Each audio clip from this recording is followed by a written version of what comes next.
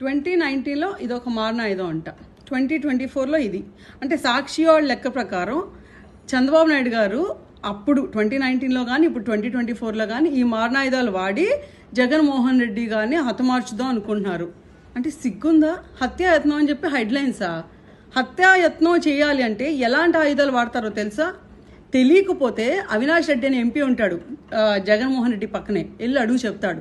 లేదు ఆయన కూడా చెప్పకపోతే సిబిఐ ఛార్జ్ షీట్లో క్లియర్గా రాసి ఉంటుంది ఎలాంటి ఆయుధాలు వాడతారు అని, వాళ్ళని అడుగు చెప్తారు. అవి కూడా తెలియకపోతే వివేకం అనే మూవీ ఉంటుంది యూట్యూబ్లో, ఫ్రీగా ఉంది, ఓపెన్ చేసుకుని మొత్తం బిట్ టు బిట్ చూడు.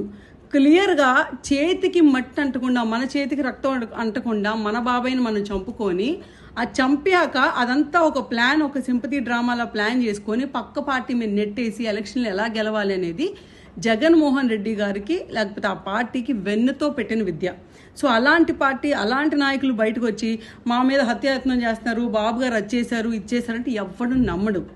నువ్వు ఎంతమందిని బయట నుంచి తెచ్చుకున్న సపోర్టర్స్ని, ఆ పక్క రాష్ట్రం నుంచి ఆ ₹2 ఎవడో పెయిడ్ ఆర్టిస్ట్ లాగా వచ్చి ట్వీట్లు వేసి బ్రో ఆర్ యూ సేఫ్, మీకేంటి డెమోక్రసీలో ఇలాంటి వైలెన్స్కి తావులేదు అంట.